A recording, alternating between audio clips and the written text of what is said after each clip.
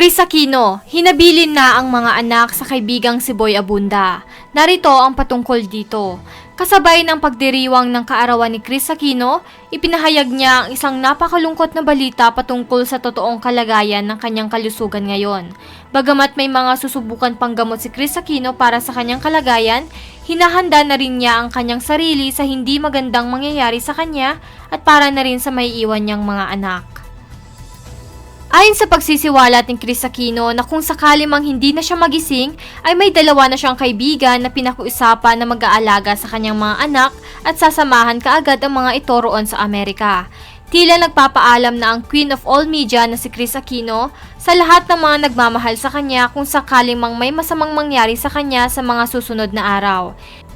Isiniwalat ni Chris Aquino sa episode ng Fast Talk with Boy Abunda nitong February 14 sa mismong kaarawan niya na hindi na bumubuti ang kanyang kalagayan. Anumang oras, maari na lamang umano siyang atakihin sa puso, kahit sa kanyang pagtulog ay maari umano hindi na siya magising.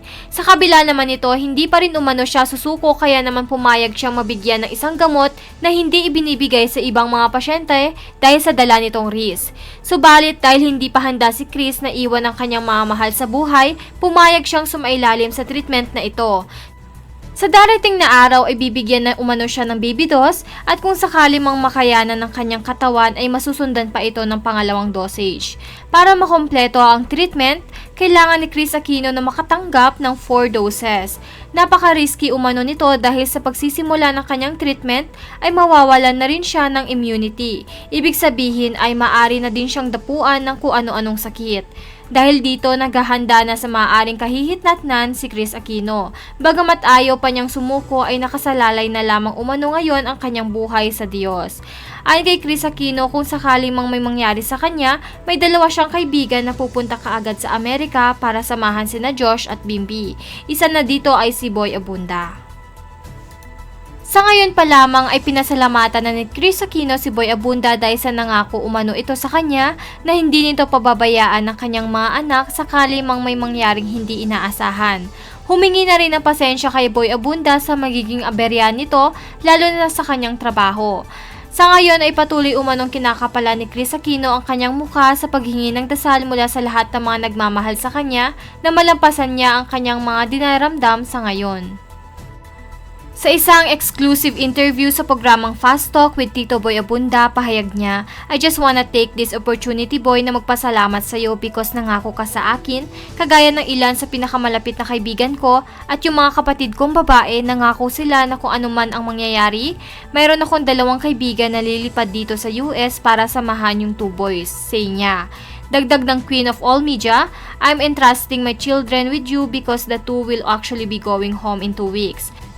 Why did I decide on this? Kasi naawa ako dun sa 2 bata. Ako makukulong ako sa bahay, pupunta na lang ako at lalabas para makita yung mga doktor, paliwanag niya. Pero sa kabila nito, nangako siya na lalaban siya para manatiling buhay. I've always been very upfront and honest, hinarap ko na to especially na birthday ko.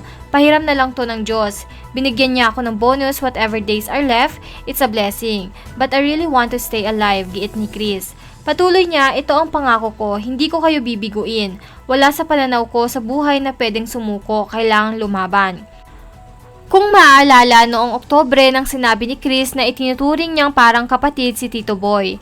Tinawag niya itong other brother at keeper of all my secrets, the one who assured me that come what may, he'll be there for my sons, and the friend who until now fights my battles with me. Dagdag pa niya, "Vil just messaged me, would you believe my sister Vil said, I hope may nag-ayos sa'yo, I hope bihis kang okay, dahil ayoko na kaawaan ka ng mga tao at ayokong matakot sila na ililibing ka na," saad ni Chris.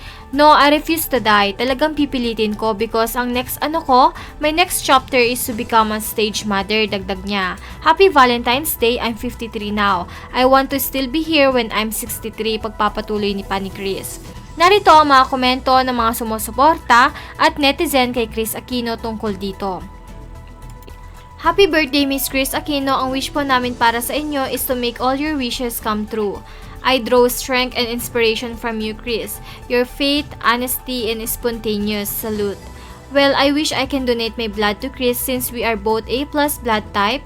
I have very strong immune system that will help her repair the damage. I can donate my blood for free to her if she needs it.